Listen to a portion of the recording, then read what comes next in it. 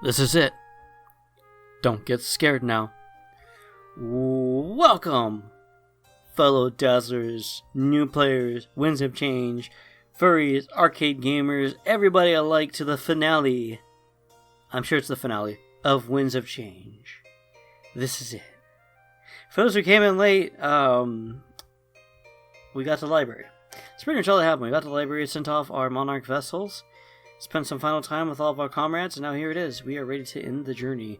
No title screen this time, no long summary. It is time for the moment you've all been waiting for. Now, spoilers obviously, so if you got to this point without considering that spoilers, well, fasten your seatbelts, pull down on that bar, tug on the yellow straps to make sure they're all buckled up. We are going to get this underway. Alright, here we go. This is it.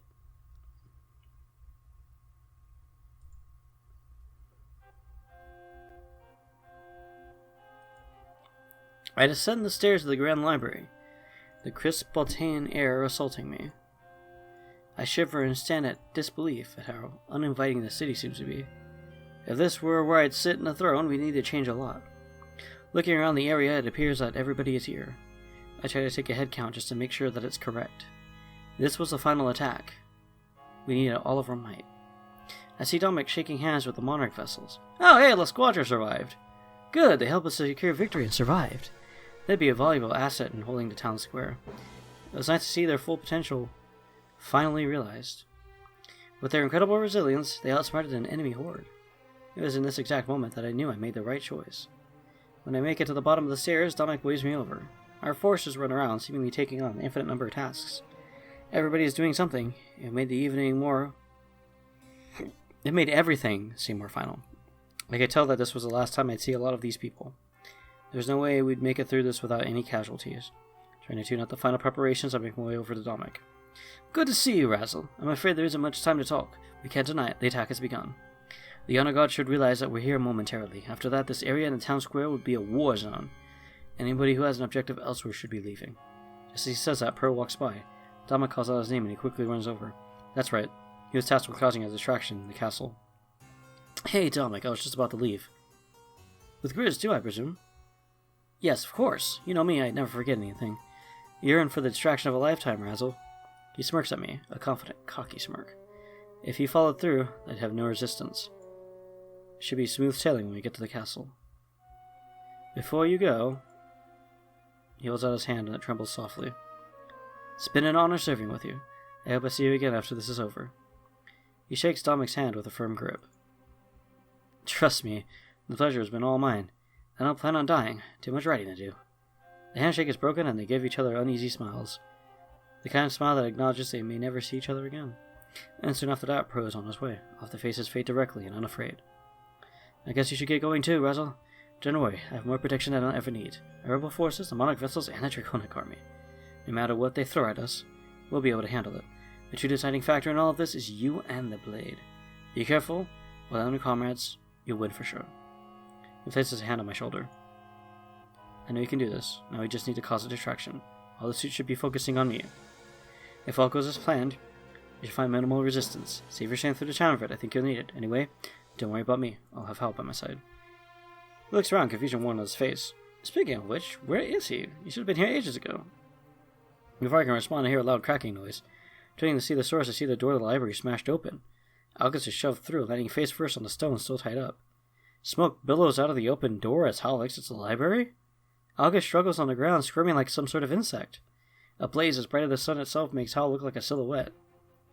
Hal? What the bloody hell are you doing? Upon hearing Dominic, he steps forward and grips August by the hair. Raising him to his knees, he looks down in horror at our massive army. It's almost as if in that moment he knew he was on the wrong side. We've come here to destroy the Triumvirate and all that they stand for. Don't tell us you're backing down now. The moment is upon us. We all stare in awe as Al puts out a dagger, holding it in his free hand. The smoke and bright illumination revealed to us one frightening fact. Hal had torched the inside, burning the books and his culture. He wasn't kidding when he said we needed to move on from the monarchy. Holy crap. No, of course not. I'd never give up when so close. Come down here, Hal. Explain yourself. Hal shakes his head, disobeying Dominic's orders. running the dagger along August's throat. He then kicks him down the stairs. My God! We're only 5 minutes into this and somebody's already died. I hope you all have a notebook. Keep lists of... we may be in for Harry Potter the Deathly Hallows style. If you haven't read Harry Potter the Deathly Hallows, long story short, it's the end of the Harry Potter series, or at least we thought it was the end at the time. And J.K. Rowling was dropping characters like it was going out of style. A trail of blood follows him all the way down, streaming against the cold snow. The monarchy is dead, Dominic. Do not clean the memories like us. He slowly descends the stairs, the crimson dagger dripping blood. As the flames shoot out the front door, Hal's face is finally lit up. It appears devoid of all feeling, even after what he had done. Hal, stand down. Dominic immediately draws his sword, holding it towards Hal. Stand down? All we've done is carry out our orders. Kill the triumvirate and their supporters, correct? As our servant, August deserves the same fate. Dominic's arm trembles, realizing Hal was right. And we needed a beacon to lower the honor guard to the square. A beacon that no matter how hard they try, they cannot put out. Burning the library made sense. They are not permitted inside. Not more for what has already been lost, Dominic. The honor guard will be here in just a few moments. Preparing your army would be a much better action. Hal throws the dagger into the ground. The battle fell over Alestia has begun. I mean, that was... Razzle, you moron. That was a few episodes ago. The battle for Alestia has begun. I can't do it, so go ahead. It has begun! Thank you, Shang Tsung. Outstanding. Dominic lowers his sword, letting out a loud sigh. Hal was right. August served the enemy, making him an enemy. And the beacon was paramount to our success. It could not be put out. I don't believe this. Hal finally makes it to our location and stands beside us. He shrugs, almost like it isn't a big deal at all. Drastic measures must be taken in order to assure our victory. The righting of a long-dead culture is a small price to pay. You should be on your way, Razzle. The time is now. He's right. I had to make my way to the castle. If I used the mountain pass, I should find little resistance. Every suit of armor would soon be on their way to the library. Do not forget Sylvie either. He volunteered to accompany your group. Make use of the knowledge he has on Baldeus. I nod. It's happening so fast, but I could waste no time. We knew this was coming. We knew we'd have to take action. I start to walk away, but Dominic calls out to me a moment later. Hey, be careful, okay? I want to see you when we regroup in the atrium. And if all goes as planned, you'll be seeing me there too. I smile and nod. The music is not making it seem good, but it would have to suffice as a goodbye. After I gather up Valessa, Fortum, and Sylvie, we head out. If we hurried, we could get through the town square before the suits came. In our haste, we say almost no words to one another. There was a silent agreement that the task at hand was more important, and knowing that any word could be our last, silence seemed more appropriate.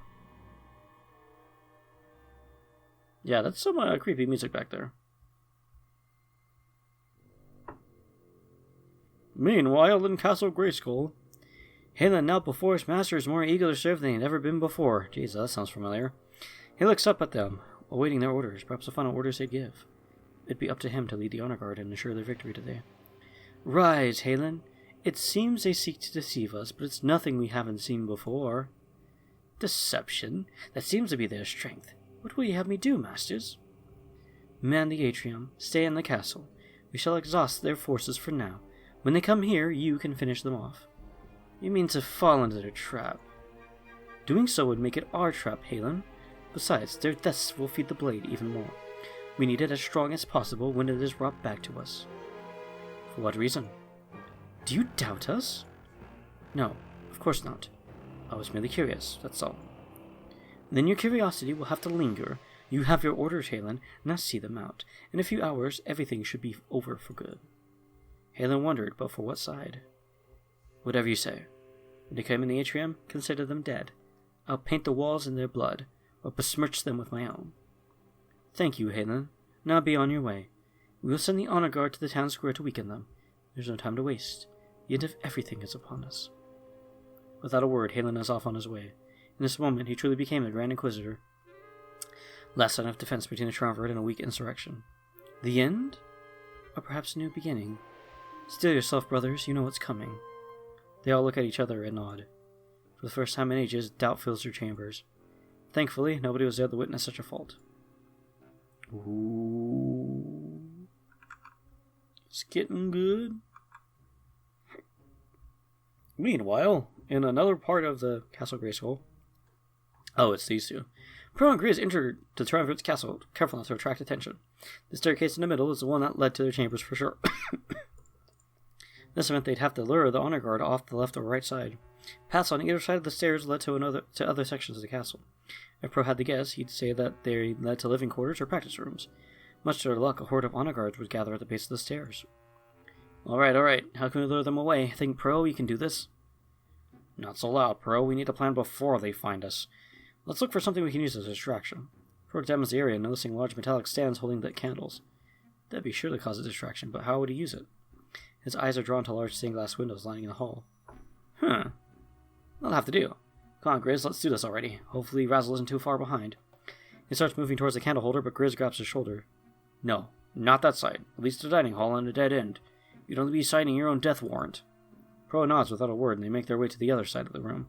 They both grab one of the stands and shake off the candles on the other end. It hits the ground, and the wax shatters in almost every possible direction. Hey! Over here! In unison. Both Pro and Grizz start breaking the windows with their weapons. The honor guard takes notice immediately and starts sauntering over. I can just see that. Like, they just, like, turn and look at him and just start, like, walking on over, like...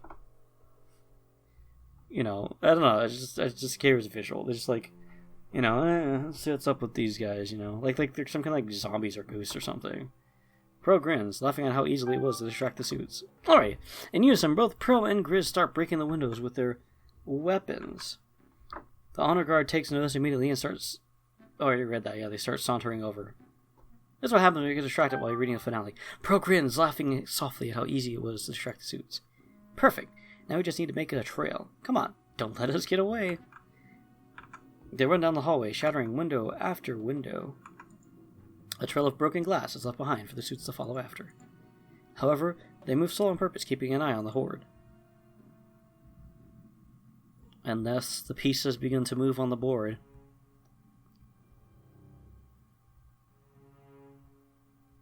Howl and Dominic stand side by side in the town square of Balteus. They can hear the sound of the honor guard marching to their location. Echoes of steel gritting against steel assault their ears as they wait. How many do you think there are? A boatload. Well, at least you're confident.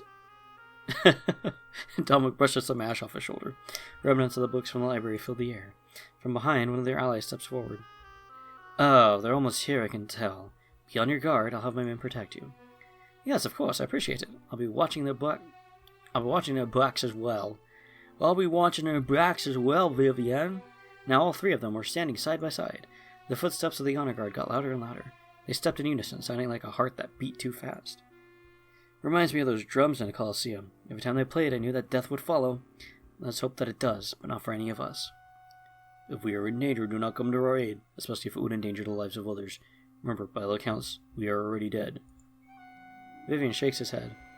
No matter what you say, you're an ally, and I believe it or not, I prefer to keep those alive. As long as you breathe, you're living. End of use. As they talk, the first of the honor guard comes into view. One stood in front of the rest, as if assigning themselves the role of the leader. It was odd, they all thought, that such mindless suits had a sense of hierarchy. However, there was no time to think about such trivial things. Mere moments later, the rest of the suits gathered behind their leader. On the other side of the town square, it seemed like thousands had arrived. It appears that we may be outnumbered, but remember, those things aren't known for their smarts. Each one of us could easily take down 100 or more. Let's hope that you're correct. Dominic gulps and draws his sword. Everybody behind him does the same, and the sound fills the town square. Even from the opposing side, all they can hear is the unsheathing of blades. When everybody is armed, nothing happens. They stand on opposite sides, both staring each other down. Dominic looks left and right to his allies before speaking out. It appears they want us to make the first move, probably so they can counter it. That makes it easier. Just anticipate and come up with the counter of your own. Or you can figure first and then make the first attack. Maybe. Even after instruction, nobody makes a move. The ash in the air thickens, remnants of the monarchy showering over them.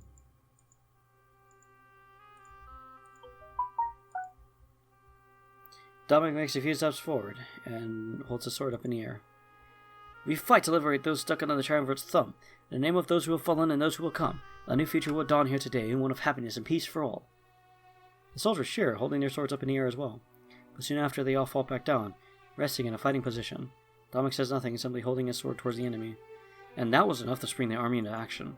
Charging towards the honor guard, steel soon clashes against steel. Screams fill the town square as both sides meet and clash in the middle.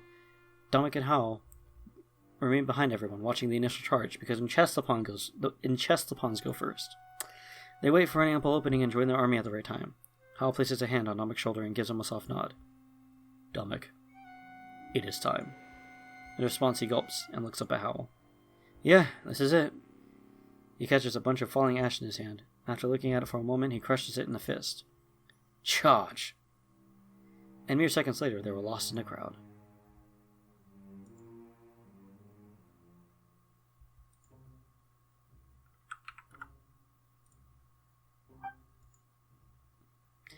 We arrive at what seems to be the summit of the mountain pass.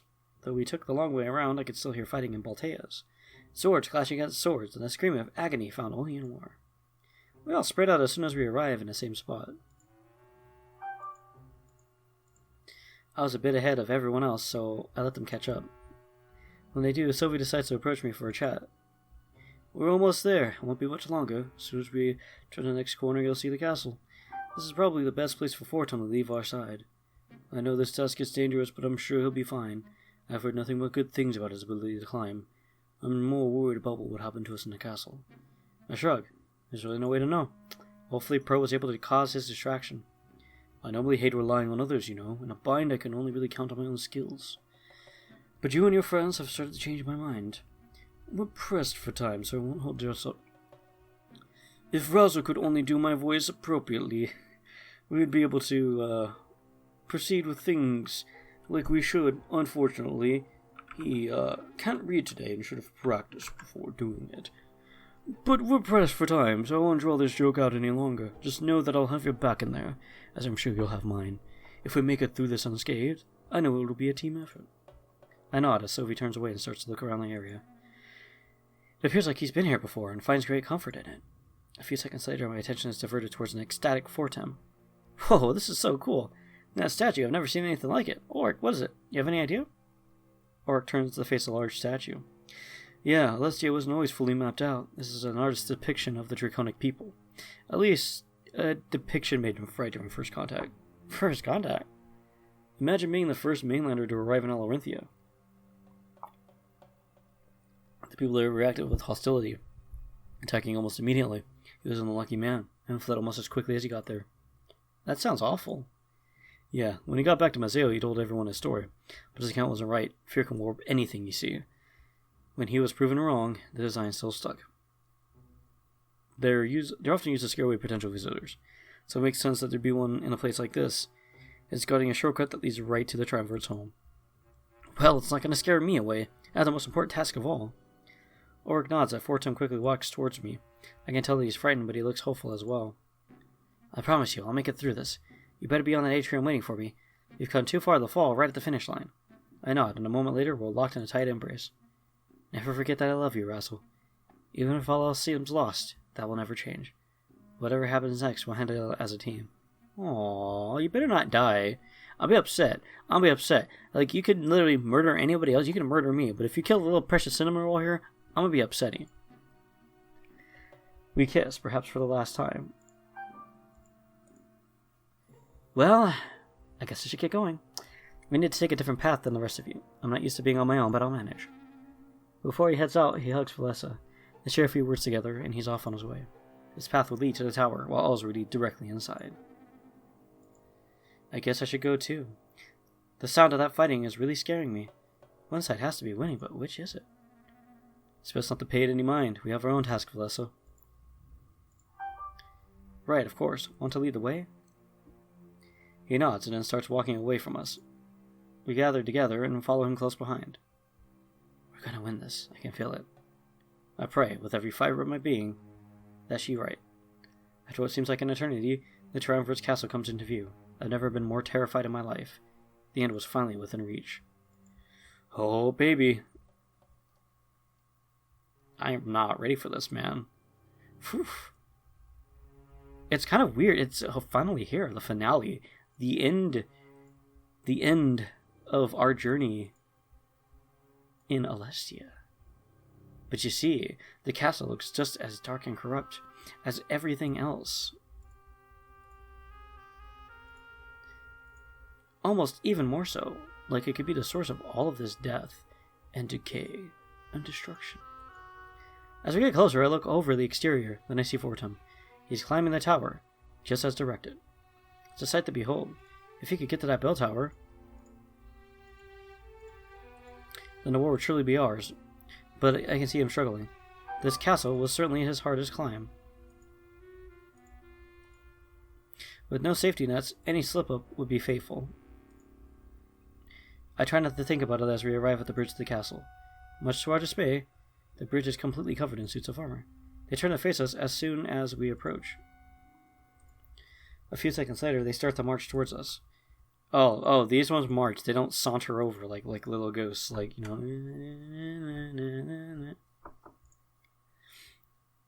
Normally, I'd be confident. That needs to be their marching song now. Just, you know, kind of like a wee-yo, yo. But this was a veritable house. Hundreds, maybe even 1,000. There must have been another group en route to the burning Grand Library. Stay behind me. We can use this bridge to our benefit. They can't get around us or sneak up from behind. It's almost like a funnel. This should be easy. Me and Valessa give Ulrich a firm nod. Sophie stands by his side. A moment later, in perfect unison, they both charged into the crowd. The honor guard stood no chance, not against two former Grand Inquisitors. The suits start to crumble as fast and fall as they fight across the bridge. Ulrich's great sword and Sophie's fist kill 10 or more each second. However, as I look to the back, I notice a bunch of suits have bows. I shout out to Ulrich and Sophie, letting them know of the danger. I know, but don't worry, these things have bad aim. Just grab one of those suits and use them as a shield. They'll wear out their numbers by killing their own. I suppose that's a good strategy. As I unsheath the blade of Exodus, I step forward. My goal is to find a good opening so I can hop in and assist them. But no such opening comes, they say with unmatched expertise. The two fight side by side as if they're one entity, perfect synergy. Me and Valessa notice the archers in the back prepare to shoot. Quick, grab one! We both rush forward and each disarm one of the enemies. With no means to fight us back, we hold them in place. Oh, poor little honor guard soldier. Any arrows coming our way would hit them first. A perfect plan, if that's actually what the archers were planning. Much to our shock, as the chaos on the bridge unfolds, they turn around. They're no longer aiming in our direction, they're aiming straight for Fortum. Oh no. Fortum, look out! Her calls fall upon deaf ears. He was too far away to hear. There's no way for any of us to prevent what happened next. Oh no. They let their arrows fly, some miss, but one pierces Fortum's side.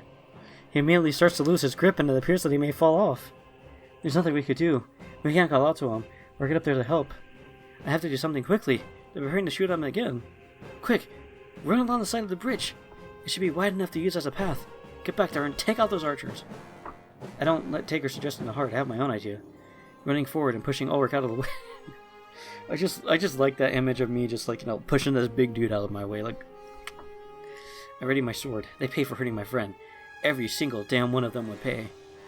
I thrust the blade through one of the suits, then look over at Fortum. He looks so weak and delirious. Moments later, he falls from the tower. That sight alone is enough to fill me with more rage than I've ever felt before. Activating the blade, that familiar flash of white light blinds all of us. I can hear my allies struggling, as if they're still fighting, while blinded. But a few seconds later, I hear nothing but the shattering of every suit of armor. As the light subsides, we're greeted to the side of victory. Every member of the honor guard on the bridge was dead. I absorbed them into the blade, making it even stronger. Huh? Razzle, did you do that? I nod. I used the emotion inside me as a catalyst. The emotion from seeing Fortum fall perhaps to his death. As we glance over the tower, though, I see that I was wrong. He holds on to the edge of a window and struggles to climb inside. So he wanted to drop, to fall to a window and get inside safely. I can see that his clothes are covered in blood from the arrow wound. Eventually he makes it inside, and we're all relieved.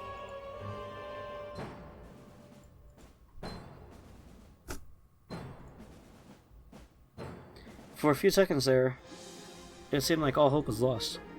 Thanks for stepping in like that. My sword arm was starting to get a little tired. Come on, let's get along. We don't have much time. Me, Sophie, and Ulrich smile at one another. Valessa, however, has a look of shock on her face.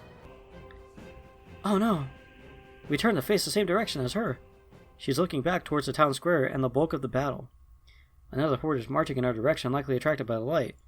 Well, freaking good going, me. Just our luck. We all ready our weapons. We watch them walk towards us in unison. An unease fills the air. I doubt I could deactivate all of them. Oh no, they're playing sad music. Come on. We can't afford to live just for someone else to die. Wouldn't it be right for me to rely on something like that yet again? Part of me wonders if we should flee inside and fight them off in the castle. But we had no idea what awaited us inside if Pro was even successful. Valessa steps forward, standing in front of us. She trembles, perhaps terrified of what's to come. You need to go. What the hell are you talking about, woman? I said you need to go. Get inside the castle. Help Fortim kill the triumvirate. Just do it. Let me keep them occupied. I'll fight them off. Valessa, that's suicide. We don't have any other option. Razzle needs you and Ulrich. No, I'll stay and fight. I know how those things work. This isn't up for debate. You need to go now. And Sophie should know arguing with a bossy broad is not going to happen. Sophie backs down, realizing there's no point. Each second needed to be filled with action, not inaction. If we wasted time, we just hand victory over to the enemy. Valessa pulls out her mother's daggers with a gulp. I guess taking them from Isaiah was a good idea after all. My mind tells me to talk her out of this, but I say nothing. If she fought hard enough, she'd be able to survive. Those suits are weak and mindless. I feel like she'd be okay. I justify her choice in my mind, perhaps because I know it's inevitable. She wraps her arms around me and gives me a tight hug. I know this may be the last time we see each other and it hurts. We've come so far since our time in Valinor and changed so much. Thanks for everything you've done, Razzle. I'll try to stay safe and survive. A moment later, the tight hug is broken. Huh? That in order? Yeah. And I guess I have no choice. I never disappointed. I'm not about to start. I'll meet you in the atrium after Fortum rings that bell. And a moment later, we're both off in opposite directions. But as we head towards the castle, I can't help but look back. I'm both worried and hopeful, and both sides are at war. I see her charge into the crowd, holding out her daggers. The sound of her stabbing the suit soon fills the air. They fall apart and hit the ground with loud thuds. Come on, I could do this all day. Oh, calm down there, Captain America. With a smirk on my face, I realize victory is clear. We retreat into the castle, and the sight makes my jaw drop. The castle is hauntingly beautiful, like nothing I've ever seen before. As I venture forward, I can only hope that Pro is successful. The bell hasn't rung yet, but I have the utmost faith in Fortum's ability. I let out a deep sigh of relief. I'm here. I'm in the castle. I'm at the end.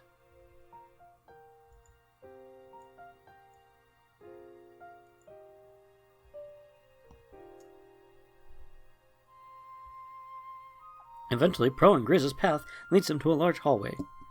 Plenty of open space to fight and destroy the horde in pursuit of them. The distraction worked perfectly. Now they just had to deal with the company. Pro, what weapons do you have? Grizz readies his large warhammer. Daggers, my favorite, up close and personal. He draws them and stands beside Grizz. So, you've fought these things before? Oh, plenty of times. It'll be a piece of cake, trust me. Right. A few moments pass and the honor guard finally catches up with them. The horde seems to have tripled in size. Everything was going their way. At this rate, the monarch should have almost no opposition at all. Be mindful of where you stand, Pro.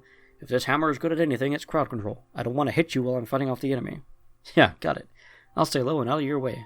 Grizz nods, and they stand side by side as enemies fill the room. Righty. Ooh, get a load of that beauty. It's pretty nice. And it's a ram, too. Pro gulps. Let's do this. They charge into the crowd, and the fight begins. Pro makes sure to stay below shoulder height as Grizz swings his hammer. He takes out about 10 or more suits with every swing of the mighty weapon. Pro rolls on the floor, taking them out with precise stabs to the abdomen. Shattering like glass, the suits are falling at a rate that guarantees their victory. Both men pant from exhaustion as they fight what was hopefully their last fight. For peace in all of Alestia, all they had to do was prevail. As the crowd thins out, they press their backs against one another. The enemies may be swinging their swords, but they've landed no hits. So this is what I was meant to do. Huh? Grizz swings his hammer, taking out 10 more. Then, seconds later, they're back-to-back once again. Back in Mazeo, I was ready to throw my life away. You know, atone for what I did in the Triumvirate's name. I'm glad I didn't. I was meant to end them, not myself. Pro smiles at his ally. I'm glad you made the right choice, then. He lunges forward, continuing to kill the suits of armor. Grizz scoffs, a wide smile appearing on his face as he fights. No, not me. That's all thanks to the monarch.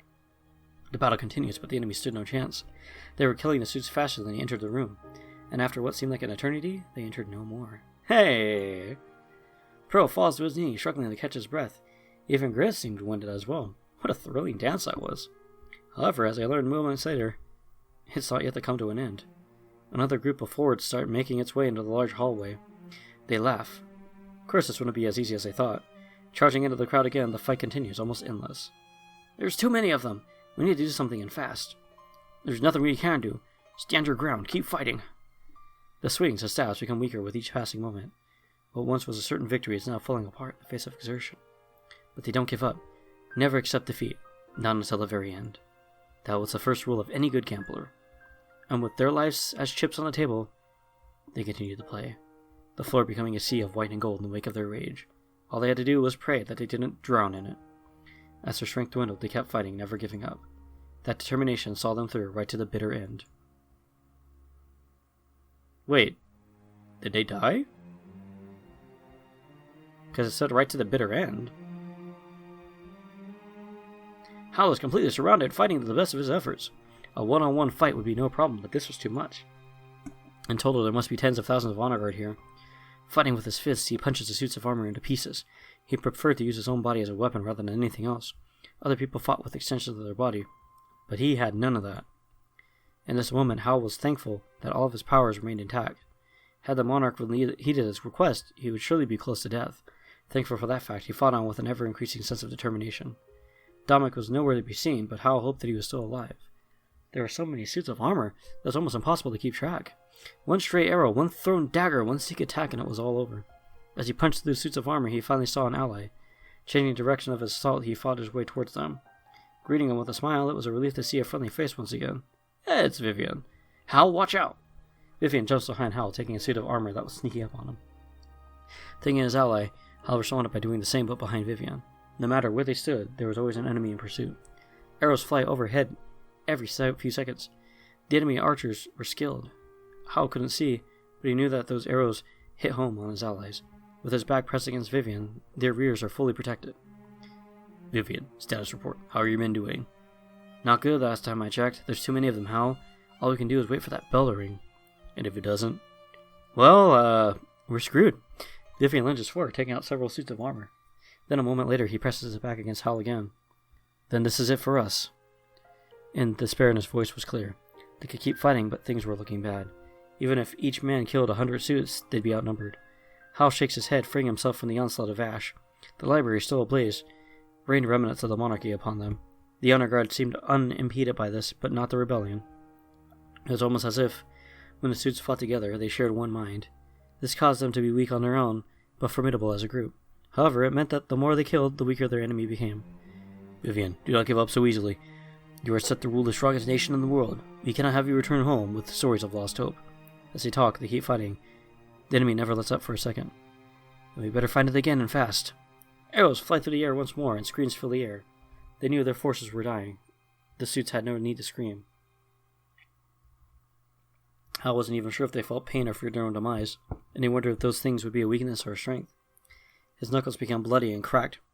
As they fight for their lives, they continued to protect each other, fighting as if they were one body. We need to change our strategy. If we don't, then they'll outsmart us. Vivian didn't respond. Vivian! Vivian shakes his head, panting heavily. Sorry, it's just taking a lot out of me. I think I need to get back to the library. Will you be okay on your own? Yeah, I'll be fine, will you? Yeah, go now, while you still have an opening. We will continue to fight them off. Vivian nods, and then runs off towards the library. Soon enough, he disappears into the crowd of suits. Hal's back, vulnerable once more, but he still fights. All he can do is face the enemy and his fate head-on. Charging into the crowd with a scream, rage wells up within him. There are no allies to be seen, just target after target waiting to be killed. And that's what happens next. He shatters the enemies like weak glass. They fall to the ground, leaving a trail of carnage in his wake. He had killed more than his fair share, and still went on. Eventually, a barrage of arrows assaults him. No! Piercing through his torso, he grunts in immense pain. However, the pain was minimal compared to the pain he normally felt. He pulls out the arrows and throws them down on the ground. Blood spills from the wounds, but he shows no sign of pain, so he's obviously a JoJo's Bizarre Adventure protagonist. Such wounds do nothing to a body powered by the monarchy. All they had to do was fight until the bell was rung, but that was a question on everyone's mind right now. With such an immense task before him, would Fortem succeed? It seemed that right now, almost everything lay in his hands. Hal fought ruthlessly, hoping to hear the bell and find relief. But with each passing second, the hope within him dwindled. Okay, so it looks like he's okay for now. Yeesh. I'm legit expecting at least one of my friends to die. This is it, guys. This is the finale. You don't go into these things expecting everybody to make it through. Then again, I was surprised by Avatar The Last Airbender, so we'll see what happens. Fortum pants heavily, panicking with an arrow in his side. He knew if he pulled it out, things would only get worse. It would be best to keep it inside until he could find some help. It wouldn't be fatal, so that gave him great relief on his own. Hiding in a spare room he found, he needed to take a breather. It was a perfect timing. As he started to scurry around outside. It can't be too far away. How high up does this castle even go? He shakes his head, realizing there is only one way to find out. But as he goes to sneak out of the room, he bumps into a table. A bottle of wine falls off the side and shatters with an echo. Oh, that's great. His entire body tenses up as he hears the honor guard stop moving. He runs to the other side of the wall and hides behind a curtain. It would have been easy to sneak around them, if not for the wine. Now, every single suit of armor in that hallway would know he's here. He remains as still as possible as one of them enters the room of the scout. Whoa, whoa, whoa, whoa, whoa. I forgot what the was that it? I forgot what the honor guard music was. The suit kneels down to inspect the broken glass and looks over the curtain. His cover was blown. He made a small trail of wine with his footsteps. Dang it, Fortum!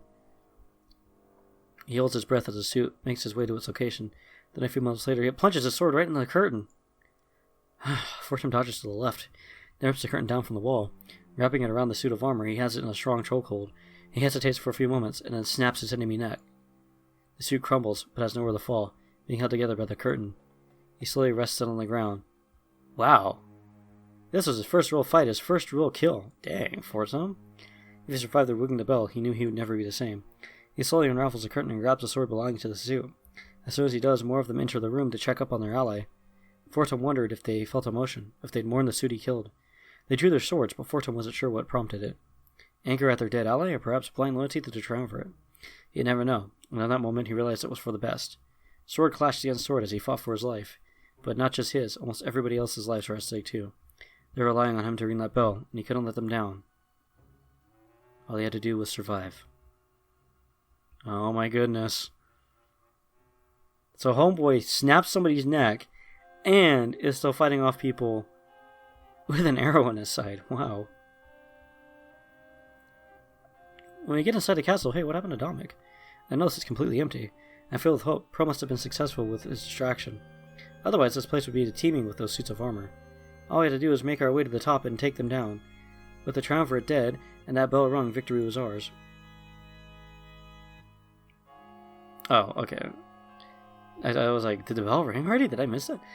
I crossed my fingers, hoping that Fortum's travels are going well. Wow, I haven't been to this place in ages. Doesn't look any different, though. Just as uninviting. We want to go right up those stairs, Drazzle. This is it. I nod. He was right. This is the end of our journey. After everything I've been through, I was finally in their castle. I start walking towards the stairs. My next actions were clear. Hey, not so fast. You should let me take point. I know the layout of this castle and where to go. It gets a bit confusing up there. Trust me on that. Confusing? How so? Lots and lots of stairs. I hope you're okay with that. And be careful, we don't want to fall into a trap. This place is massive. It would be easy to ambush us. A second later, somebody enters the room from the opposite side. It's that man from our HQ, the one with Sylvie clad in white and gold. He descends the stairs, laughing at us. A horde of suits follows. Ambush? Oh no, I don't play cheap like Sylvie. I merely call it a welcoming party of sorts. An ambush is unexpected. Surely you knew I'd be here. I unsheath my blade and hold it out towards our enemy. There is no time to argue semantics with the likes of him. But, as if to guard me, Ulrich and Sophie step forward, getting in the way.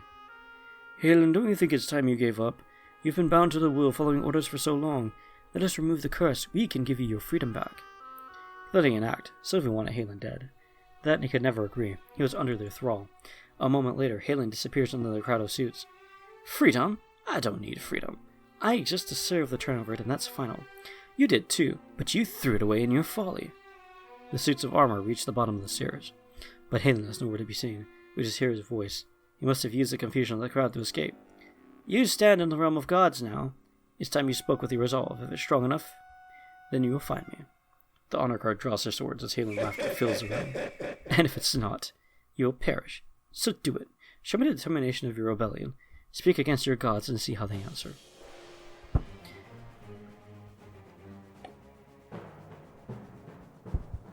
At Halen's command, the honor guard charges in our direction. Sylvie and Ulrich are the first to fight, making sure that I'm protected. But I make sure to play my part. I take him down with similar ease. The suits of armor stand their chance against the blade of Exodus. The same could be said of Ulrich's greatsword and Sophie's fists. I'm confident in our victory, but I try not to get too cocky. It seemed like there was almost 1,000 suits of armor here. Just as we were doing good now, our bodies could easily weaken. A viable tactic. We're your enemy with excessive numbers. As we fight, we find ourselves surrounded more and more. The honor guard seems to have almost herded us to a specific location. I stand back with Sylvie and Ulrich. We're all panting heavily. Ulrich, put away your sword. Eh? Don't you remember? They both look at me. Ah, of course. He sheaths his massive blade as the suits close in on us. Russell, open your mind up to us. See this as an extension of your body. I'm confused, but I nod. We need to take action, and now. I lunge forward and destroy one of the suits. Good, now it's my turn. Then the blade moves from my hand to Sylvie's. He does the same as me and destroys several suits. As if passing the baton, Ulrich is next, swinging the blade. It's been too long, Sylvie. Just like old times, Snake? Then, almost instantaneously, it's back in my hands. I keep fighting. We're pressed back to back, exchanging the blade with our power. Phasing it from one person as needed. From one person to the next as needed. We're almost one mind. Yes, really takes me back. It's as if an intricately choreographed dance. We continue to fight. In this moment, we really did command the blade. We were its owners. I feel unstoppable, but then I realized, could the Triumpher do this as well? If they could, then we're in for a difficult fight. Over here! I let Ulrich take the blade, and we continue passing it around. It isn't much longer until the horde is thinned out. We're winning! This is true teamwork, unlike anything I've ever seen in my entire life. Razzle, look out! I take back the blade and destroy the suits in front of me. Their numbers have easily halved in just a few minutes. At this rate, we'd be free to take those stairs at any second. They mean to kill us with mindless slaves. I wish they had the courage to face it. I wish they had the courage to meet us face to face. The Triumpher must have been scared, I could feel it. In the end, all tyrants have left to do is cower in fright. Whatever game they were playing, it would soon be over. We continue our dance until the last suit of armor has fallen. Though we're reduced to exhausted messes, we had won. Outstanding. Taking deep breaths, we try and regain our composure. So, up we go? Yeah. I phase the blade back into my hands and sheath it. Looking towards the stairs, it seems our next goal is clear. When we got up there, we'd make him regret taunting us. We make our way upstairs in pursuit of Halen. After what just happened, I was certain we'd win this. With our strength combined, nothing could stand in our way. That was pretty freaking cool. Like, wow. There's more to this blade than I thought. But what happened to Dominic? When do we get to see Dominic's fight? The first thing I see is stairs. Lots and lots of stairs. They lead upwards, and in every conceivable direction. I know I was told there'd be lots of stairs, but this is insane.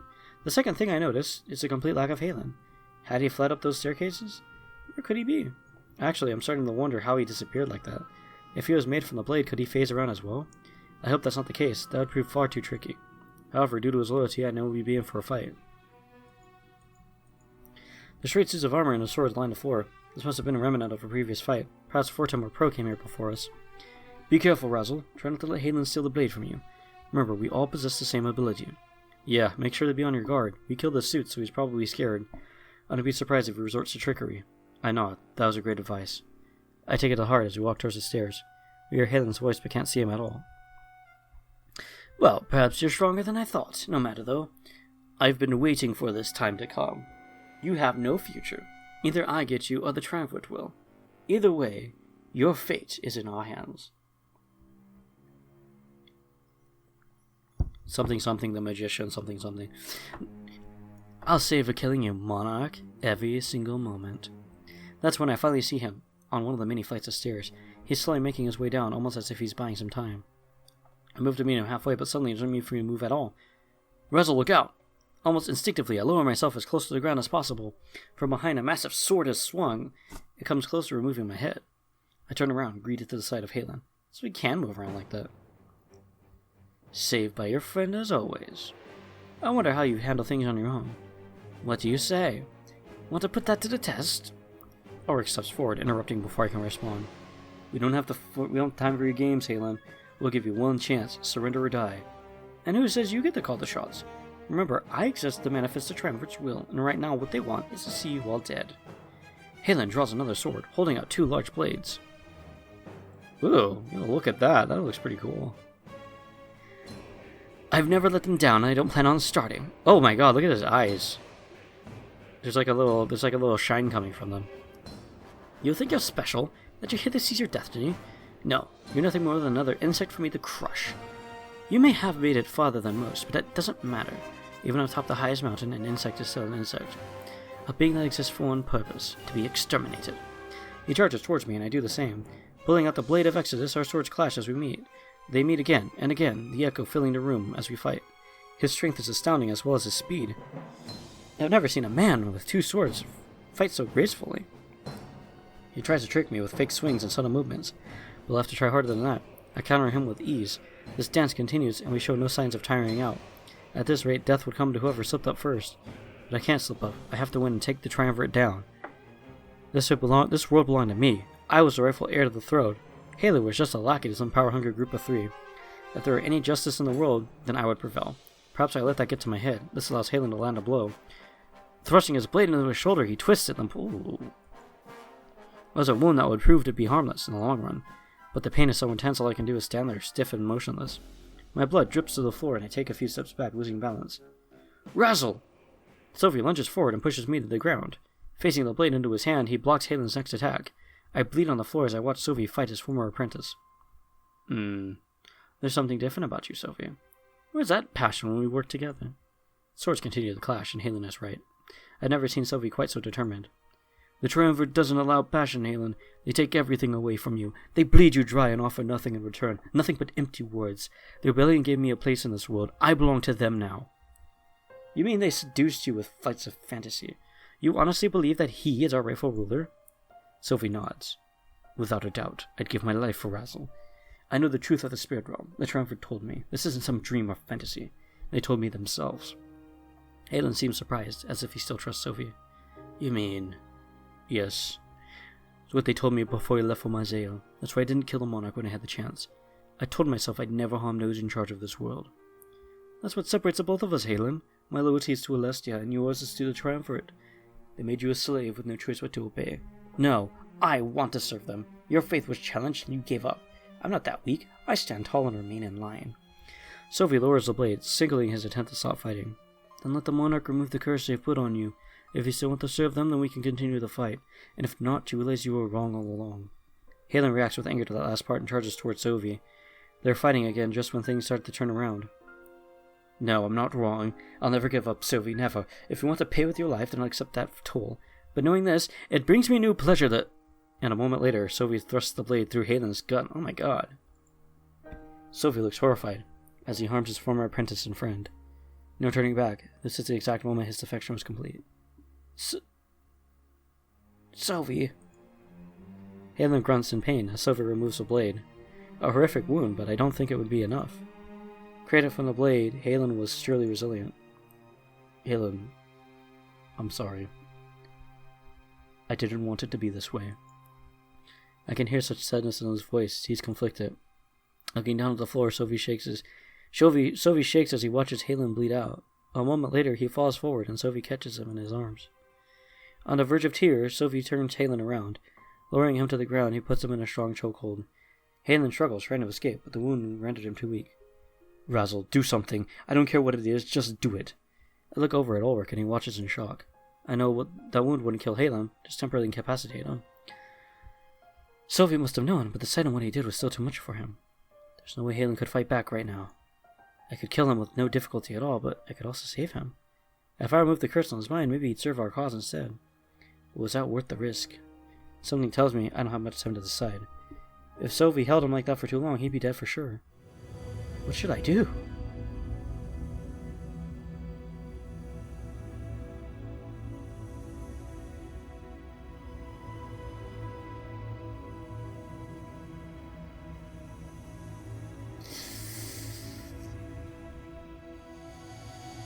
We are going to liberate Halen. You can have your friend back, Sophie. I had to liberate Halen. I had to let him survive and give him a chance. If he still chose to oppose us, then we can execute him after the war. As long as his conversion was a possibility, I had to take a chance. I tell Sophie to release the chokehold, but to hold Halen in place. He obeys without hesitation, and I slowly make my way over to him. Pressing the blade against Halen's chest, I ask it to give him his freedom. A few seconds later, Halen falls to the ground unconscious. I have him carried over to a safe spot where he could recover in silence. If and when he woke up, I hoped it would be as a new, smarter man. With that out of the way, we had to make our way up those stairs. Within a few more minutes, I'd be face to face with our enemy. It was time to rise to the challenge and change this world. You know what? I'll stay behind. Pro and Fortum should be at the atrium any minute now. I want to make sure they greet them and fill them in. Are you sure? Yeah. It's on my place to face the triumvirate, not again. This fight belongs to the both of you, so go and see it through. We both nod at him as he makes his way back to the atrium. On his way out, he picks up a sword from the ground. Sophie scoffs and does the same thing soon after. Good idea, actually. Something tells me we'll be fighting even more. Say, you do me one more favor before we head up. I nod. Here. He reaches behind me and adjusts my scabbard. I'm not sure why, but he switches it to the other side. I'm not left-handed, so that only made things awkward. But I chose to trust him. Thank you. Okay. We're making our way up the stairs. All he had to do was dethrone the triumvirate. Simple enough, yeah. Let's just up and take down some gods. Simple enough. Walk in the park.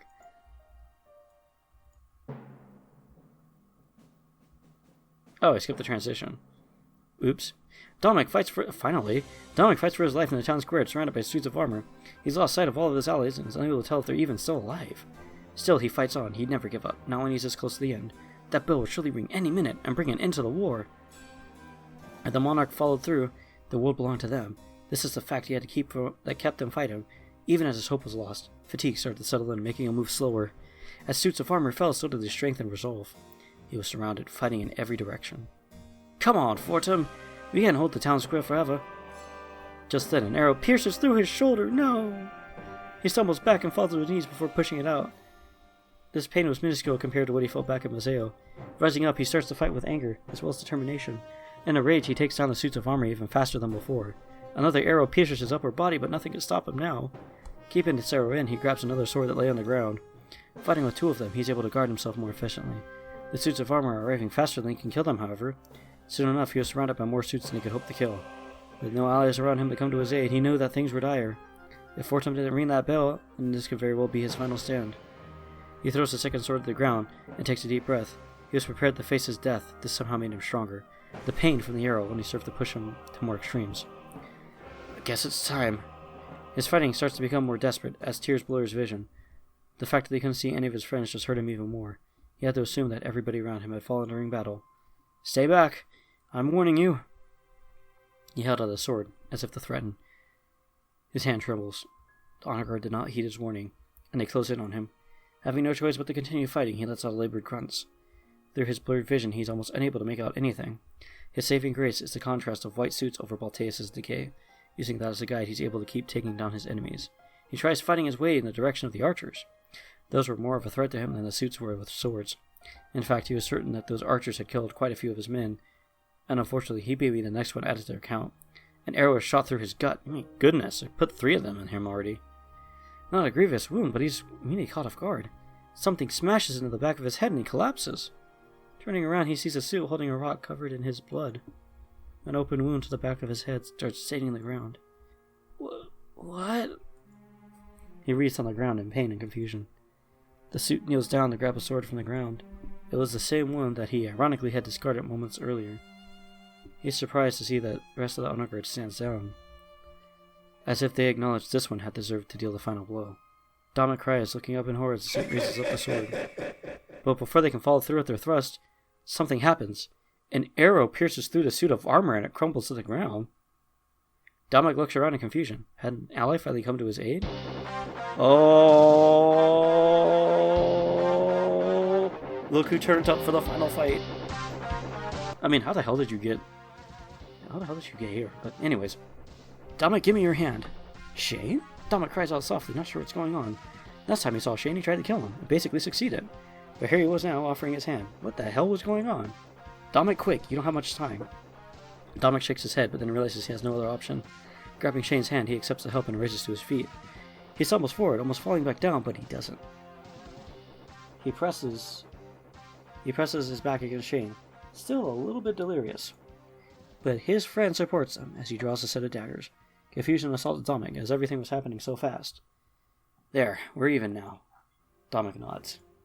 So, what do you say, Dominic? Fight, just like old times? Dominic nods again, and he raises his sword. A moment later, they both charge towards the suits of armor. Like a team, and like friends, they fight together. One more time. Just keep it up, Dominic. I'll patch you up as soon as we're safe. Shane, talk to me. Why are you doing this? But Shane doesn't answer, at least not before the bell is rung. A loud ringing fills the air, delivering the sound of hope to Dominic's ears. Fortum had achieved his goal. That meant his ally still lived. Dominic goes to keep fighting, but Shane holds him back. Dominic, no. Look, it's over. The honor guard turns to stare at the source of the ringing. Then they throw their swords to the ground without hesitation. Starting to march away, they abandon their previous efforts. We did it! I can't believe this! Without a word, Shane just stands there along with Dominic. Together, as the ash rains down upon them, they watch their foes flee. Dominic smiles, a few tears running down his face. Was it all really over? No, that wasn't the right way of looking at it. Things had just begun. The monarch had to finish it all. Dominic looked in the direction of the castle as hope rises within him. Razzle, good luck. We're counting on you. The town square is soon devoid of all foes. But now, without obstructive vision, Dominic can see all of his allies. They raise their swords in the air and start cheering. Voltaeus was theirs, and soon the lives of the triumvirate would be theirs as well. They cheer the monarch's name, and that's all Dominic can hear. But that's all he needed to hear, for the name of the monarch meant hope. Oh, man. Alright. Couple close calls in. What the freak? What the heck is this? The ringing of the bell echoes in my ears. It's almost deafening. I'm relieved to know that Fortum survived and succeeded. Me and Sophie stand in darkness, and it's hard to see. Yeah, you'll be needing this. He hands me a torch that was hung against the wall. And watch your step as we go up these stairs. If you fall off the edge, well, you know how high we are. I nod. The thought filled me with fright. I hold out the torch and see the bizarre sight before me. The walls are lined with gears, just like those on a blade. They spin and rotate in directions they shouldn't. It makes no sense to me. Then again, neither does the blade. The gear on the blade spun in a way that was physically impossible. Fog lines the stairs leading up to the triumvirate's chambers. I was confident a moment ago, but this sight fills me with unease. I've never seen anything like it, and it's very concerning to me. I couldn't see off the edges of the stairs, and there was no railing. The slightest stumble could send me back down to the atrium. I do need to go back there, but, that's not the way I do it. I have one piece of advice for you, Razzle. Don't let them talk to you, just kill them with no question. All they'll do is try to justify their actions and earn your sympathy. They prey on the minds of the weak, all of those they can unmold, those they can mold. I know you're strong, but they just have this way of convincing you. I'd hate to see that happen to you, so remember, kill them all. I tell them that I don't care what they say to me. I'm here to kill them. They could speak to me all they wished. They'd accomplish nothing. An easy goal to have in mind, but in practice, I guess I had no idea. I'd have to find out, however. Someone steps out from the room ahead of us. As they move towards us, I can see the white and gold of their cloak. One of them left their chambers? I thought they didn't do that. Sylvie, you've returned. Were we not clear enough? A permanent exile is non-negotiable. But you said... He turns to them, emotions as if he's pleading. You said I could come back if I brought the blade. Is this not what you wanted? Was this not a test? The triumvirate looks down at both of us and sighs. You think that you can fool us so easily? We know where your allegiance lies, Sylvie. There's nothing in this world we cannot see. Sylvie gritted his teeth. I could tell he was angry.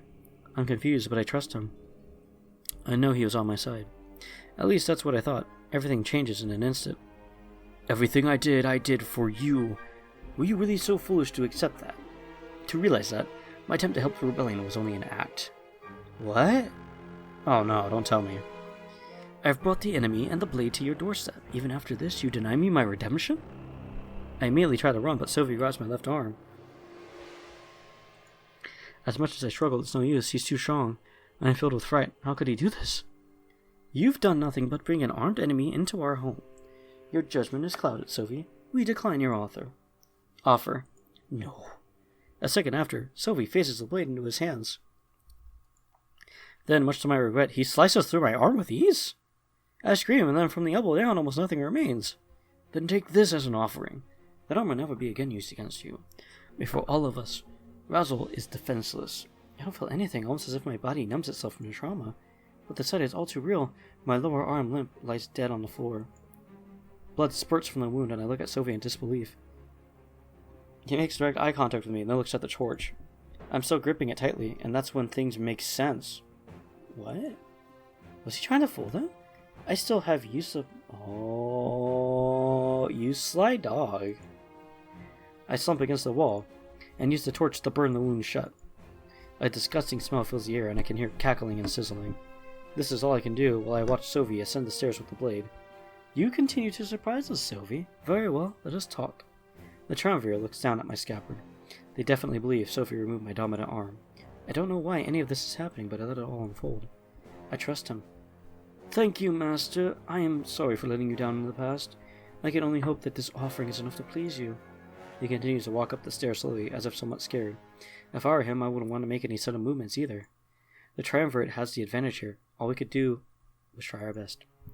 Remove threats, ensure the continued reign of Alestia's leaders. Is that not what you wanted? Is that not the role of a Grand Inquisitor? As he speaks, he reaches the top of the stairs and faces his master. The triumvirate lets out another loud sigh and proceeds to nod a few times. By now, I almost can hear it again, and the wound bleeds no more. Burnt shut. You are right. Kneel, Sylvie, and pledge your loyalty. Then turn that blade to the monarch and take his soul. That's all we need. The blade and the power inside him. Sylvie immediately drops the blade to his side and kneels down. It hits the ground with a loud metallic clang and then rests there, motionless. Yes, whatever you say. I will continue to serve. As Grand Inquisitor, I have only one goal. Removing all threats to the throne of Alestia. He trembles, frightened, as the triumvirate nods. And I shall start with you. What? Oh, that's right. But what? A moment later, the blade disappears from the ground, but it doesn't return to Sophie's hands or even mine. It phases directly through the chest of the triumvirate. Holy crap. Sophie! He rises to his feet and grips the handle of the blade. I can see tears streaming from his eyes, sad at what he's done. He's shaking, as if almost refuses to believe that this is real. I hate that you're making me do this. I hate the man you've made me become. Sophie. And a moment later, he pulls out the blade. Then with a harsh kick, the triumvirate falls off the ledge. I can hear them scream as they fall, and then the screams fade. Looks like that triumvirate finally fell. Sophie drops the blade, and then drops back down on his knees. I start walking up the stairs, shocked at what I just saw. One of them was dead, now only two more remain. Wessel, take the blade and go. End this foolish war, please. I summon the blade back to my hands and walk up the stairs. I stop as I arrive beside him, but he simply shakes his head. Placing a hand on his shoulder, I realize comfort is of no use. Just go. Lest I have regret, I realize that there's nothing I can do. I wouldn't even have time to chastise him. I decide to enter their chambers. His cries fill my ears and dissipate with each step I take towards the end. Either the end of the triumvirate or the end of myself. Oof. I mean, even though we've had no deaths yet, this is still pretty heavy. Man. Here we are. When I enter their chambers, it looks just like I remember it. We've been here before. I've had visions of standing here in this very spot. In those visions, I remember walking towards the idol in the back. I can feel the blade respond to this room, but I'm not sure why. It's not moving or anything, it's just a deep feeling in my gut. As I go to grab the blade, I hear a loud voice call out to me. Stop! Then out of nowhere, I see two cloaks appear by the idol. One of them stays in place, and the other walks towards me. The one at the back was surely my target and a leader. What the hell? Do you guys hear that? Hold on, let me turn this up for you.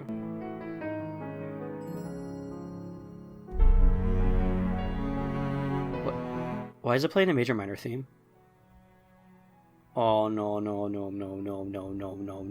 Do not draw that blade unless you intend to use it. That idol will respond to your aggression and fight back. We will not harm you. We brought you here for another reason. Well, you better start talking, because I want some damn answers. Another reason? What could it be? I know I was told not to let them speak when I'm curious. Assuming a neutral stance, I asked them to explain themselves. That is a tall order, Monarch. I know this to use my proper title. In this moment, there is no room left for doubt. Everything Hal told us about the triumvirate was true. They don't speak, they just stand there in silence. If I had anything to ask them, I guess now would be the time to do it. However, earlier warnings echo in my ears. Warnings against letting them speak. I don't know. I want my answer, so we're gonna get them. Who are you? We are nobody, and yet we are everyone. We are the same, and yet we are different. There's really no way to answer that question. Like you, we are simply beings capable of wielding that blade. When the sun sets on this era and rises again, we will be forgotten. Reduced to cosmic dust, we will become even less than a memory. It matters not how the cycle ends, only how the cycle began. The ones that created that blade could never comprehend what they started. An endless war of life against death, of purity against corruption. As long as that blade exists, there will be beings capable of wielding it.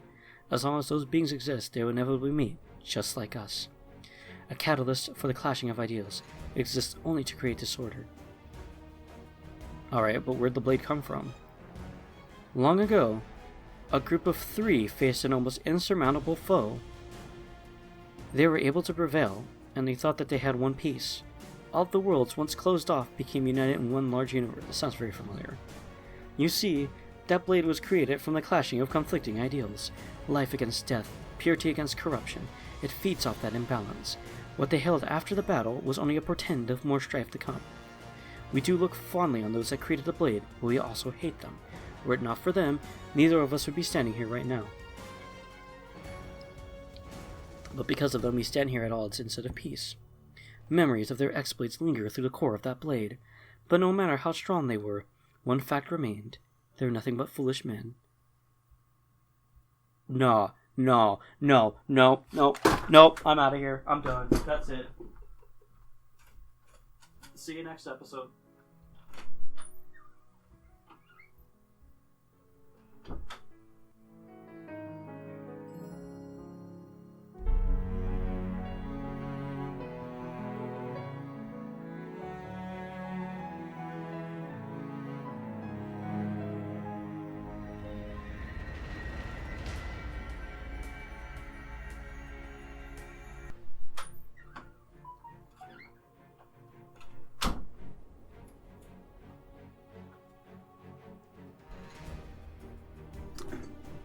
Okay, alright.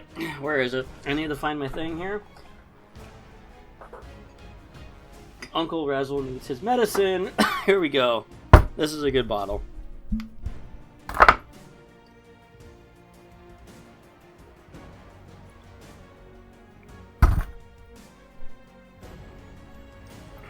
Excuse me, you what? Is that who I think it? Okay, hold on. Okay, I know I literally just said hold on, but give me a quick second here. Yeah, Charon? It's a different art style, but it's him. Holy crap, it's him. Okay. Men who thought themselves worthy of delivering justice. Men who... Are you kidding me? It's Rayo too? What's going on here? I need another shot. And my men have gotten some shots today. Hey, bad joke.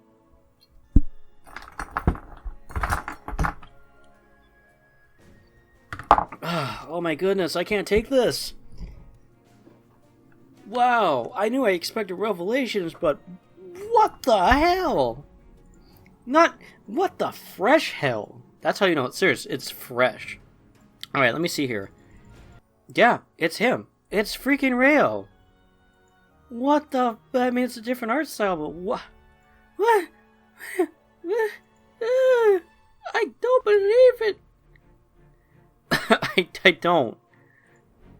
So, you son of a... Because if you talk to Klace about if these games are related, he'd be like, oh no, they're in different universes, you know, similar...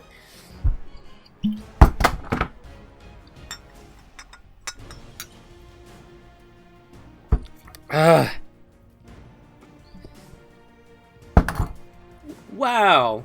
Wow. You know what? I know this is a dramatic moment, but if you may, Metal Gear Solid. They played us like a damn fiddle! Thank you. All right.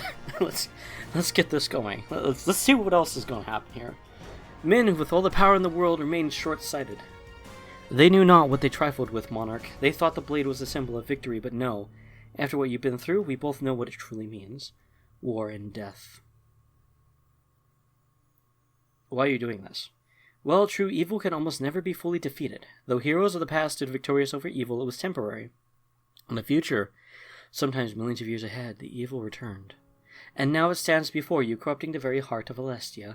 But this is not the first world it has harmed, and it plans to keep moving. We follow it with that blade, and save innocent worlds from its wrath.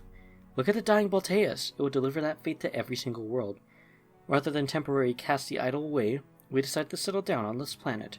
Our goal was to find a way to destroy both the idol and the blade for good. Doing so would liberate the universe from this eternal war. But we did not hold the power required to destroy the idol, not yet. If we could make the blade stronger, we might stand a chance. It could match the strength of the idol. Then that could be it. The energy unleashed in such a moment would destroy both for sure. Since the blade fed on life, we would have to start relying on others.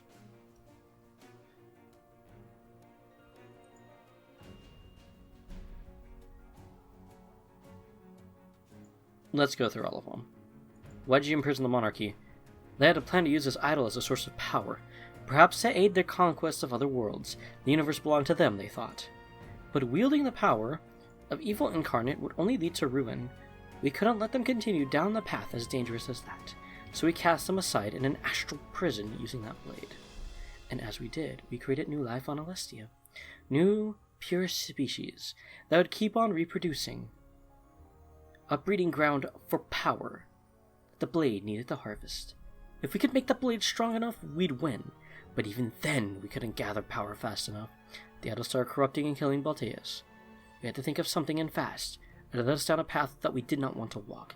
But in order to create peace, it was necessary. Well, I've been having visions. We are not surprised given our method of harvesting power. You see, this is not the first time you stood in our chambers. Hopefully it is the last, but to be honest, we've seen you many times. That blade exists unbound from the restraints of time and space. Every death along your journey has only served to power it further. When you got here, if it was not strong enough, we sent you back. When we did so, the blade remained unchanged. The cycle started anew, giving that weapon even more strength. You stand here, the result of millions of years worth of trial and error. The occupation, the rebellion, and even your attack on Balteus. We created a period of time in history filled with nothing but death. Over and over, you and your friends have lived it, only the power of the blade. When the final cycle came along, we'd have you carry out your goal. The destruction of both the idol and the sword is what you were meant for. You may have come to kill us, but your virtues are simply misplaced.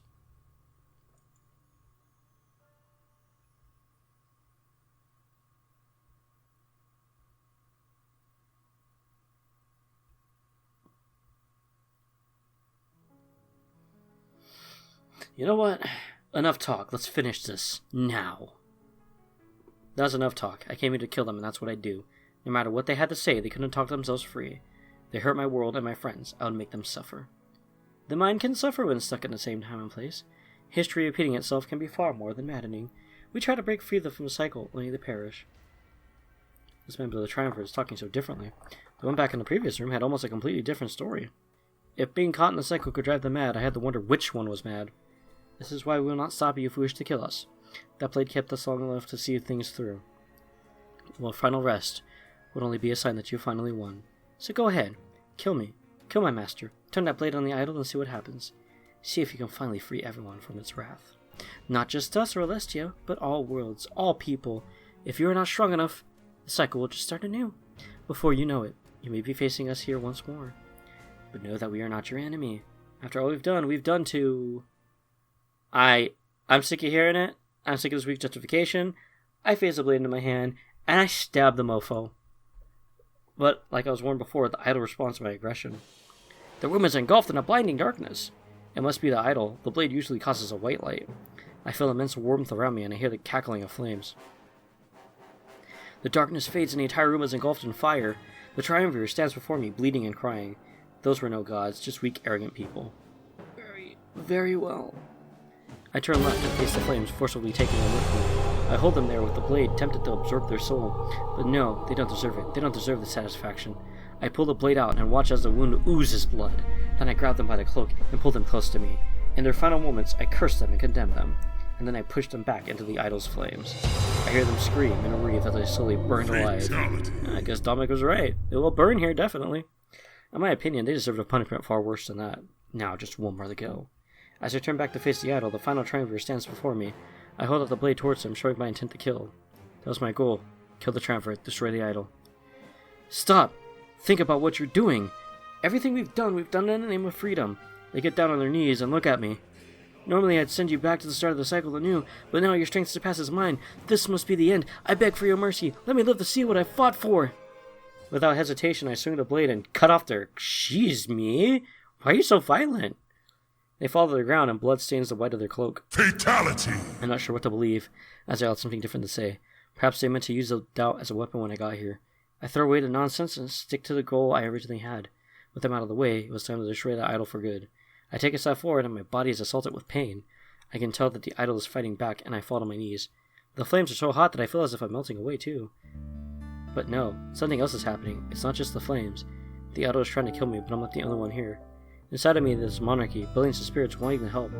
It's almost as if they're shielding me, sacrificing themselves for me. I stand up and take another step forward. The pain is even worse. I fall to my hands and knees, and I cry in agony. It's too much.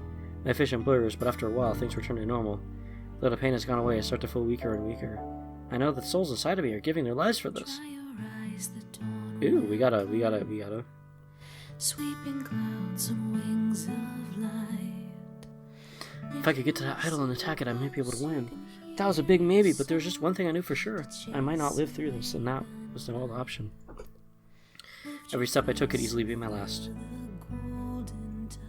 Determination rises within me, and I take another step forward. My body is racked with pain, and it's almost impossible to walk. I use the blade as a makeshift cane, and a voice sounds in my head. You can do this, Razzle! Don't give up! I'm not sure what I just heard, since nobody is actually around me. In these chambers, it would seem like time and space act abnormally. With another step, I grit my teeth. It feels like I'm being torn apart. Keep on moving! We didn't come this far just to lose now! As the souls exit my body to shield me, I get noticeably weaker. I tremble with every step, trying as hard as I can to keep myself standing. My comrades call out to me and urge me to keep moving. I guess I'm no longer the strongest member of the rebellion. I'm proud of you, Razzle. You saw this through to the bitter end. With another step, I fall right to the ground.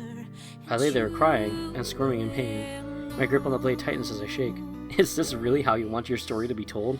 Get up, Monarch. Get up and finish what you started. I use the blade for support and try to rise to my feet. This is taking so much out of me, but I have enough power in the end. Hoping with every fiber of my being that I do, I take another step forward. I knew there was something special about you. Ever since the start, you brought us all together and unified us. You made us a family. I smile as a stark contrast to the tears streaming down my face. With another step, I'm almost facing the idol. I couldn't do this alone. The voices of my comrades and the souls inside carry me forward. So everything has led to this. The monarchy is no more, but you can still live. Make it through this and give Alestia the future it deserves.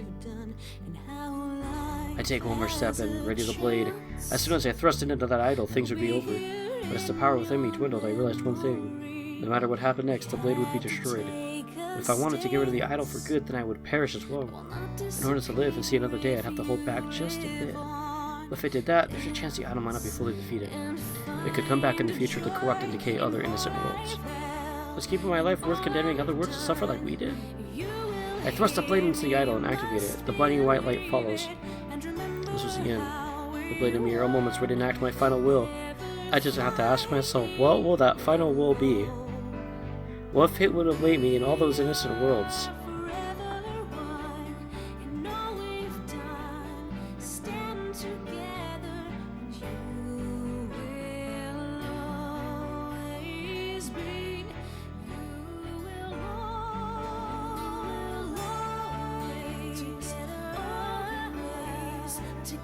We're gonna cast it away.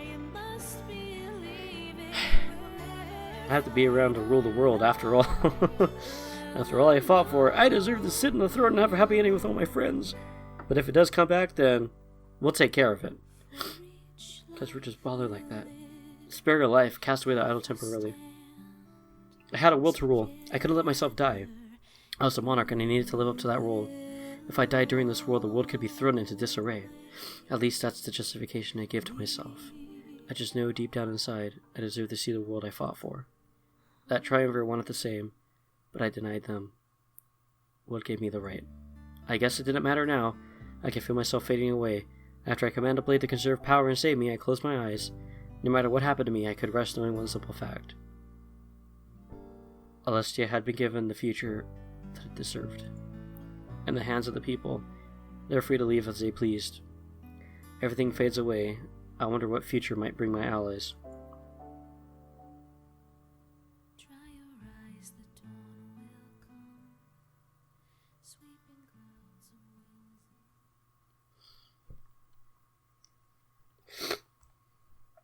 Epilogue.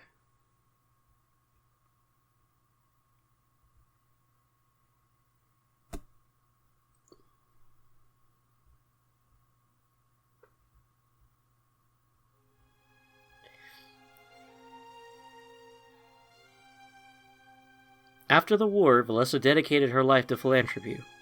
She helped the people of Mazeo move on from the Triumvirate. Undoing some of the damage her parents had done was her new calling. As pirates, they inflicted wounds upon the culture and people of Mazeo. Being their daughter, she felt qualified to try and make up for what they did. And so, she would go down in history as one of Mazeo's greatest public figures. She didn't ignore Valenorth, however, and still paid frequent visits. Trusting Fortum to take care of her home, she did the same for Mazeo. Together, they helped ensure that both nations lived strong and in harmony. You maintained a close relationship with Valessa from your throne. Paying frequent visits to Mazeo, you ensured that your bond never weakened. Aiding her efforts to repair fractured Mazeo, the wounds of the occupation soon healed, and so too did any wounds on her family inflicted on the innocent nation. By the time she passed away, she achieved her lifelong goal of reparation. Her gifts to society and the world far outweighed her parents' heinous crimes. Because of your efforts and choices, Valessa survived. When the whole world stood against her, she faced it and prevailed. You gave her the gift of a happy, peaceful life, one not lost to senseless war. Fortum returned to Valenorth and took on the role of elder. He stayed true to his word and united his nation with the rest of Alestia. At the loss of some culture, Valenorth merged with the monarchy for good. A small price to pay, many would say. Valenorth let go of its dead beliefs. No more spirit realm, no more seers. Valenorth was just like every other nation. Trade routes were opened and Valenorth was no longer closed off to outsiders. In a way, his nation became almost an extension of Mazeo. Upon his passing, he left behind the world he dreamed of creating, a unified Alestia, each nation resting on another for strength and purpose. You stayed in close contact with Fortum during your reign. After merging with the monarchy, Valenorth was under your jurisdiction. However, honoring Fortum's wishes, you let him direct the nation his own way. Your love never waned, despite the distance between you. A small ceremony was held to solidify your bond. Oh, we got married! And have it last forever. Frequent visits ensured that things stayed afloat. This lasted until the end of his days. They left behind a legacy of love and happiness. A statue of him was erected in Valenorth to honor his memory. Because of him, the nation entered a new era of peace and prosperity. Fortum survived the world despite all odds. His strong love for everything around him kept him afloat. When all hope was lost, he stood up and challenged death in the face, and for that he was never forgotten. Living a long and full life, he was happy. Alestia was forever better because of him. After the war, Pro settled down in Mazeo and started to write. He wanted to chronicle everything about the major players of the war. Working with any rebel survivors, he pledged their story would never be lost. His works would go down in history as the most dedicated records of wartime. People would aspire to write like him, but to this date, none have ever come close. Considered one of the greatest historians in Alestia, he retired and lived a peaceful life. He knew that his writings could influence the people's perception in a large way. To this end, he constantly wrote you letters to ensure he had your approval. These monarch-approved writings were the highest seal of quality to Alestians. Almost operating as a team, you ensured that only the true history is written down. As a victor, you could have told the people anything, but you were just and honest. Excuse me. You helped Pro achieve his dream of using information for good. He never harmed with it again. Pro's identity as a mole within the rebellion never came to light. However, even if it did, he had enough to make up for his actions. Many aspired to write like him, but none could achieve such prowess. After the war, Ulrich did his best to assist the throne and serve the monarchy. There was much to take care of, and things were chaotic after the fog of war settled, but he was up to the task, and he did everything in his power to make the world a better place. In his spare time, he would visit New Alarinthia and assist Vivian as well. Having achieved his dream of a changed nation, it made sense to help out. It would take a while before every Alarinthian adjusted to this new lifestyle. During your reign, you had never known a more loyal ally. Though his past was with the Inquisition, his future was with the monarchy. You were seen as the best of friends, and that made working together a joy. It was his job to help the world adjust to your leadership. He spread the news of the Triumvirate's fall and helped people understand. It was a task monumental as it was complete. But he did complete it. The world embraced your rule, and Alestia was better off because of it.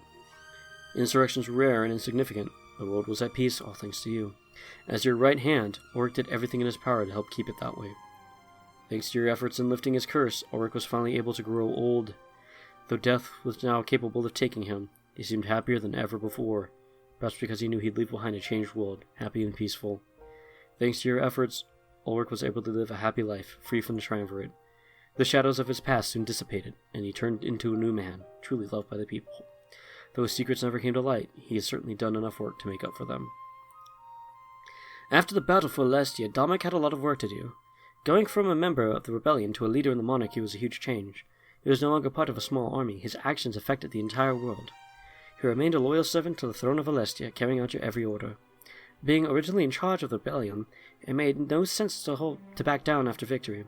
Your friendship grew ever stronger, held together by an unbreakable bond formed in strife. As your closest advisor, you spent almost every waking moment together. The world did not win you rest, for in your victory your work had only just begun. United the confused world, and winning over the love as a ruler was a daunting task, but it was a task that you two completed, side by side. Dominic was just as important to history as you, and he was never forgotten. The tale of his growth from orphan child to world leader inspired generations to come. Dominic eventually got over all the fears that controlled him. He paid visits to the spot where he lost his mother, but it held no power over him. Speaking as if she were there with him, he told her stories of everything that happened, and he was able to leave without feeling sad. Instead, he was happy. He knew that if she were really there, she would be proud of him. That was enough to keep him going when times got tough. Thanks to your efforts, Dominic was able to live a long, happy life. He served the throne for the rest of his life, remaining forever loyal. The tale of how far he'd come would go down in history, and become legend. Sylvia's past crimes were pardoned after his exceptional performance in Bolteus. His defection from the Triumvirate and his advice regarding them were seen as invaluable.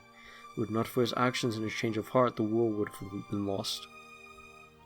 True to his word, he used his eternal life to serve the monarchy. He was able to tell stories of your battles and keep your legacy alive. Every ruler in the future would know exactly who gave them their power. You never forgot what he did, and your love grew ever stronger. Though you started out on shaky ground, things only got better. Using his immortality, he protected your legacy indefinitely. Al survived the war, despite several grievous wounds. His body mended them with ease, and his life continued as normal. He has dedicated his life to assisting the throne and recording history. But not current history. He wrote about the old monarchy and their ways.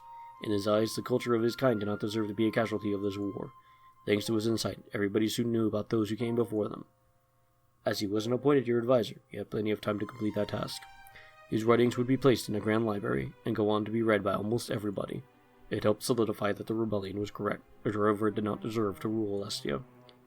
Thanks to your efforts, Hal was able to live a happy life. He was rarely seen outside the castle, and mostly stuck to writing. But to him, it was worth it in order to teach the world more about his kind. Aaron personally oversaw the transition of his home from a tavern to a barracks. He wanted to ensure that during the switch, things still met his standards and regulations. Peregrino became a source of immeasurable military might, and Arian oversaw all of it. Though conflict was rare, Peregrino remained as the first line of defense to protect Valenhearth.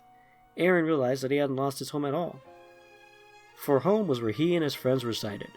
He lived the rest of his days in this new barracks, proud servant of the new monarchy. This is where Milas settled down, unable to decide between Mazeo and Valenhearth. He lived a happy and peaceful life, choosing how his remaining days played out. Being free to choose what happened to him, he was never bound by any duty again. After the chaos dwindled, Alex returned to Mazeo and started a new life. His treaty was honored, and the pirates were forgiven for all they had done. All bans were lifted, and pirates were officially employed by traders. Nada was never seen again. It was assumed she didn't agree with these changes, or perhaps she was spiteful that you didn't choose to align with her demands. Either way, Alestia forever remembered her as a ruthless pirate lord.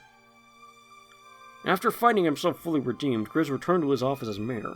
Honoring the pirate treaty he had coordinated, he helped Mazeo adjust to every change. He had long since been forgiven by the people, but it was only now that he forgave himself. The Monarch vessels were affected by your attack on the Dark Idol. As if offering their strength when needed the most, the excess spirits vanished. When the fog of war settled, they were left as individuals free of pain and despair. Vivian returned to Alarinthia and led it into a new age. No longer was the fate of the nation in the hands of the strong. Alarinthia existed in unity with the monarchy, and it flourished. Trade routes were introduced, and its ports were open to everybody. The strict security and immigration process had been abolished permanently. Holding a ball every year, Vivian kept up the tradition of giving to the people. One thing was for sure, Alarinthia would never be in the hands of the strong again. Vivian lived out a long and happy life in a nation he had always dreamed of creating. Shane was never seen again after that fateful encounter in Balteus. Dominic told stories of how he was rescued by the man who betrayed him, and so he would rely on search parties in an attempt to find his long-lost friend. The search continues. When the chaos and confusion settled down, Halen seemed like a new man. He likened his existence to that as a spectator watching a performance.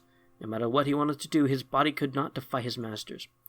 He decided to atone for what he had done and joined the new monarchy. Of course, many people were apprehensive about accepting his aid. Over time, they learned to accept him and his desires as genuine. His job stayed largely the same, ensuring that Alestia's rulers remained in power. But with new masters and even new friends, he took pride in being on the right side. With the Dark Idol gone from Balteus, the corruption slowly waned. Over the next several decades, it made a complete transformation. Many would call it the most beautiful place in all of Alestian history. Its name was changed to New Balteus, and left behind its old roots. No longer would it be known as the seat of the tyrannical triumvirate. People would see it as a place where Alestia was changed forever. People would come from all over the world to see the home of the new monarchy. It became a symbol of new beginnings, teaching people that change is always possible.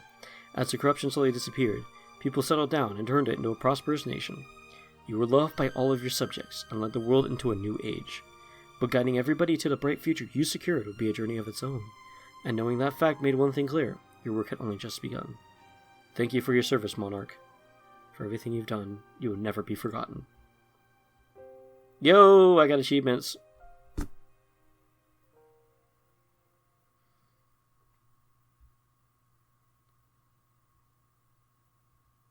What's this? A post-epilogue scene?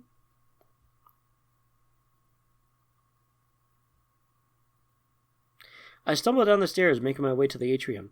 Holding to this droid blade of Exodus, I use it for support. So it's still around, kind of.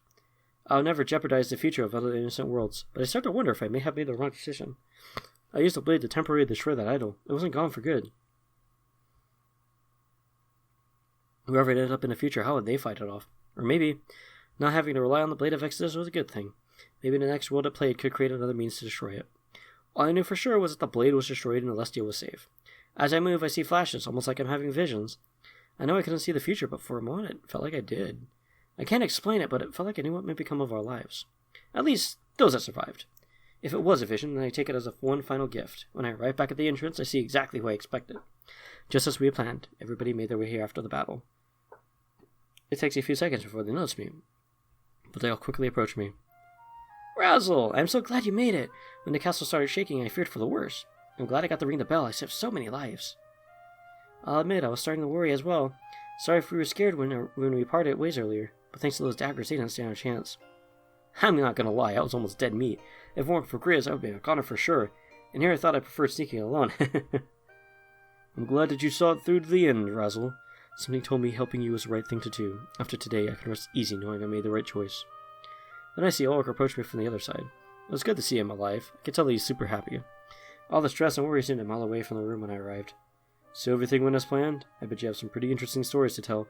Save it for later, though. There's a lot of work to do. Seeing you again is certainly a welcome surprise, Razzle. You hold the honor of being the one who took down the Triumvirate. Wear that badge with pride. You guided the world to a perfect future. You'll never guess what happened, Razzle. Just as I was about to fall in battle, Shane came to my rescue. I'm not sure where he is now, but I've sent out a search party. Everybody gathers around me, looking at the broken blade. I guess there's no point in holding onto it anymore. I throw it to the ground. I never use it again. But I consider it a blessing that I never need to. I survived. The blade was no more. Nobody would ever again be tempted and seduced by its power. I did my part, and for that, it was time to get some rest. Rest? You know there won't be any time for that, right? You're the ruler of the world now. There's still so much time left. There's still so much left to do. Take a nap at least. He's right. Taking another triumvirate was just the first step. We need to tell people what happened and earn their loyalty. But it won't be all bad, right? I mean, we'll have your back the entire time. I let out a soft laugh, but then stumble over. Fortem and Ulrich grab onto me and support me. I guess I wasn't holding up as well as I thought. Whoa, watch your step, Razzle. Here, let's find you a place to sit down. Yeah, then we can talk about what happens next. Remember, this isn't the end, it's just the beginning. I smiled as I remained in the arms of my comrades. They didn't know what happened next, but I still felt like I did. And Fortem was right. It was a new beginning for every Alestian.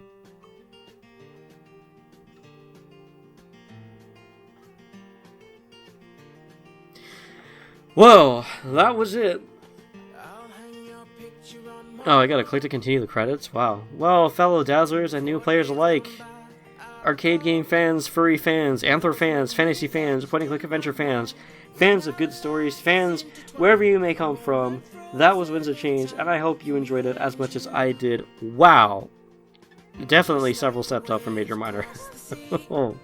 Whoa, man. Oh, that was great. I mean, yeah, I mean, if I had to give it a rating, I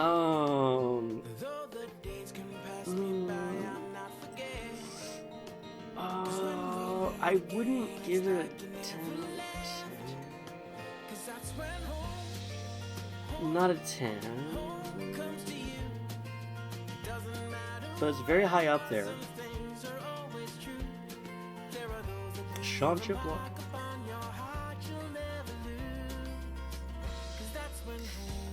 If I had to give it a rating, I mean, I'd have to take time to kind of sit down and really think about, you know, everything. But I mean, if I had to give an off-the-cuff rating right now, without, like, off-the-cuff rating, I would say I would get a 9 out of 10. Easy 9 out of 10, maybe 8 out of 10. But I'd say for sure a 9 out of 10. It was good. It was great. Great story. Great gameplay, question mark, for visual novel. There are some problems I had with some of the things, but I mean, nothing too egregious.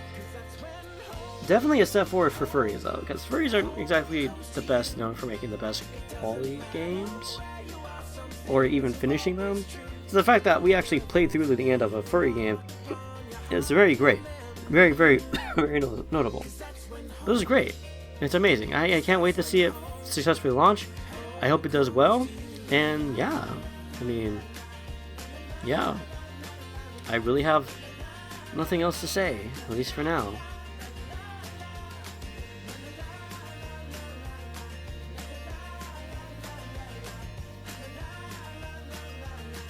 Keep at it. Chances are never zero.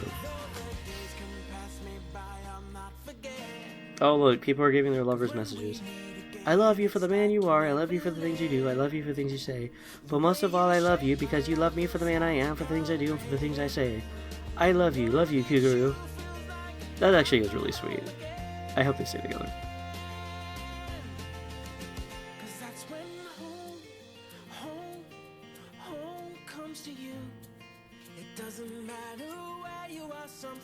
Oh, I haven't got anything interesting to say, so I have a smiley face. That's cute. Oh, Lord Player has a character in this game again. Sucks in hell.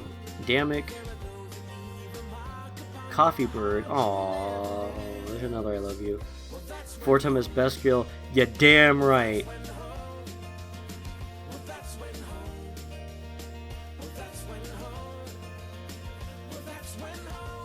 That's it. Thanks for playing.